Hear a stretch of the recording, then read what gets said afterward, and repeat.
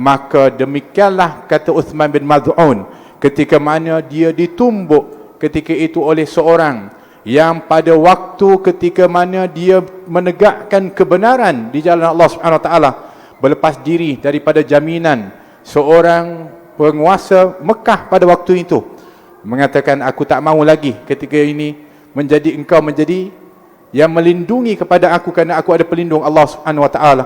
Kemudian naik seorang penyair bersyair ketika itu menafikan kepada yaumul qiyamah, maka dia langsung bangkit dan membantah kerana dia tidak ada pelindungan lagi. Pada waktu itu datang seorang tumbuk kepadanya, jatuh dia. Kemudian ketika itu pelindungnya mengatakan, orang yang tadinya melindungi mengatakan, bukankah aku mengatakan, kata dia, kan aku dah kata biar aku ini menjadi penjamin kepada kamu.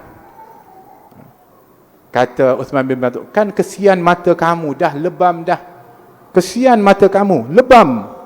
Kata Uthman bin Maz'un radhiyallahu anhu, jangan kau kesiankan mata yang lebam ini, kesiankan mata yang sebelahnya, kerana mata yang lebam ini nanti akan menjadi saksi di hadapan Allah Subhanahu Wa Taala.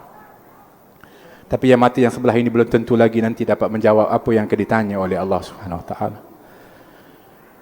Kalau kaki kita lenguh, kalau kita rasa penat, ya, itu semuanya nanti akan menjadi kegembiraan kita nanti ketika ditanya oleh Allah Subhanahu Wa Taala dan menjadi saksi di hadapan Allah Subhanahu Wa Taala.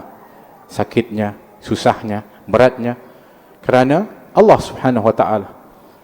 Maka oleh kerana itu, para as-sahabah, mereka sanggup untuk mengorbankan jiwa dan harta mereka. Kenapa? Kerana semuanya akan menjadi saksi di hadapan Allah Subhanahu Wa Taala.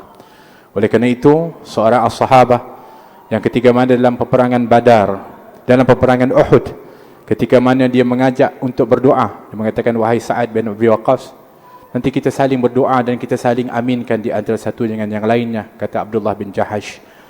Waktu itu Sa'ad bin Abi Waqqas berdoa, ya Allah, nanti ketika masuk dalam medan peperangan, temukan aku dengan orang yang hebat dan dapat aku menumpaskan dan dapat aku menumbangkan dia dalam medan perang tersebut. Diaminkan oleh Abdullah bin Jahash. Kemudian Abdullah bin Jahash mengangkat tangannya, mengatakan, ya Allah, nanti pertemukan aku dengan pahlawan-pahlawan kafir tersebut, dan aku dapat untuk berdepan dengan mereka, melawan dengan mereka, dan akhirnya aku gugur syahid, dan aku dipotong telinga dan juga hidungku. Kata Sa'ad bin Abi Waqqas ketika itu, merasa ragu, nak amin ke tak nak amin ni? Permintaannya itu lain, pelik. Maka mengatakan, wahai Abdullah, kenapa ini permintaanmu agar nanti jenazahmu dipotong hidung dan telinga? Maka dia mengatakan, agar nanti ketika aku dibangkitkan oleh Allah Subhanahu Wa Taala, ketika tanya di mana hidung dan telingamu, maka aku akan dapat menjawab, dianya hilang ketika mana berada di jalanmu ya Allah. Demikian keperhatian mereka adalah merupakan daripada nilai di sisi Allah Subhanahu Wa Taala. Biar susah, biar payah, biar apapun berat keadaannya, akan tetapi apabila dilakukan demi kerana Allah Subhanahu Wa Taala, mempunyai nilai di sisi Allah. Kehadiran kita di sini bukan kehadiran yang pertama. Ada mungkin yang pertama, akan tetapi mudah-mudahan berterusan sampai bila-bila, yang nanti satu saat sampai umur kepada kita.